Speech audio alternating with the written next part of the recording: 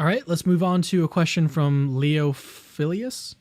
Question for Dr. Pearce. Do you find brute contingencies to be impossible in some modality, or do you merely find them explanatorily unsatisfactory? Um,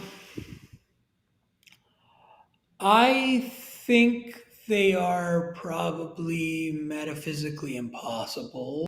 The problem here is that the notion of a metaphysical modality, talking about things like possibility, impossibility, contingency, necessity, in a specifically metaphysical sense, isn't actually a settled issue in metaphysics or philosophy broadly. Modality is going to concern things like I said earlier, possibility, impossibility, contingency, necessity.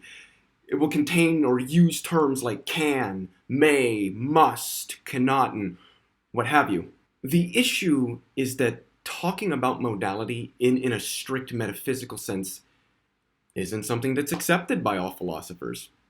Many have argued that something that's either possible or impossible, or contingent or necessary in some strict metaphysical sense, just isn't well defined, and it often seems to either ascend into a logical modality or descend into a gnomic modality. Gnomic here referring to like the laws of nature and sort of physical possibility and impossibility. You'll hear the word gnomic or nomological sometimes in the philosophical literature with respect to that.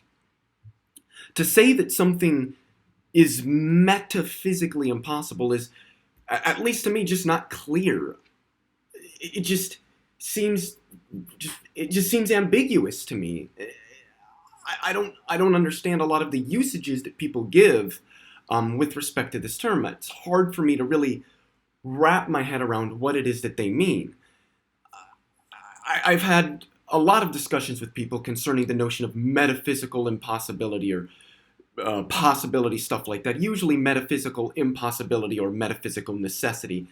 And when I ask them what they particularly mean by that, I get different answers a lot of the times. And it might sound bad to say this, but I mean, you could just Google the phrase metaphysical impossibility, and what you'll find is that there really isn't a clear answer as to what that means. There just isn't an objective definition with respect to certain modal notions in a broader metaphysical sense. Because I think God is a necessary being. Yeah, and so I'm going to think necessarily everything is explained by God. So I think they're metaphysically impossible. It's just that I don't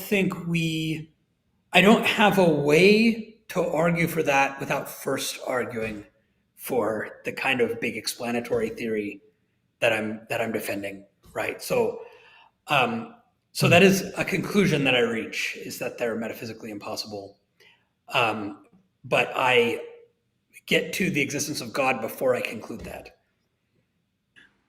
I have to be just honest here, not in an attempt to be disrespectful, but just to be honest.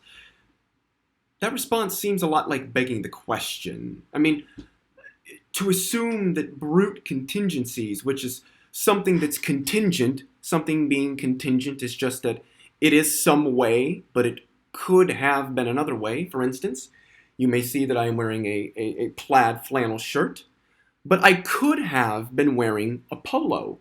I could have been wearing no shirt at all. So it is true that I am wearing a plaid flannel shirt, but it could have been different.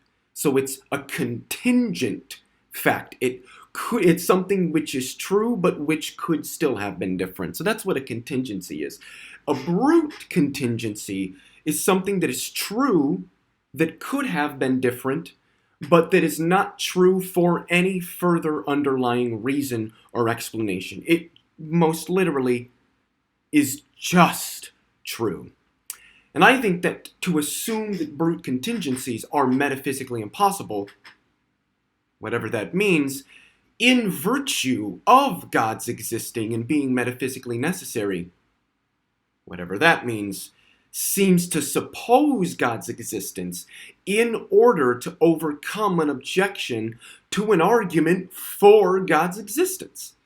I mean, to say that you can't argue brute contingencies being metaphysically impossible, with brute contingencies often being presented as an objection to contingency arguments, without first presupposing God's existence as metaphysically necessary, which is the conclusion of contingency arguments, seems to me to just be textbook begging the question. I'm just not convinced this response was a very meaningful response to the question that I posed to Dr. Pearce, in virtue of it appearing to be begging the question. I'm also just not clear on what is meant by metaphysical impossibility or metaphysical necessity. I just think these terms are ambiguous. Now, I'm not trying to attack Dr. Pearce here at all or anything like that. I think he's a great guy. I think he's brilliant, and I think he's one of the better apologists out there. But I have to be honest, I just don't think that this was a very meaningful response to the question I posed. But the question that I did ask is one that, there's a lot of discussion that could be had with respect to that, and I think it is worth it for me to acknowledge that.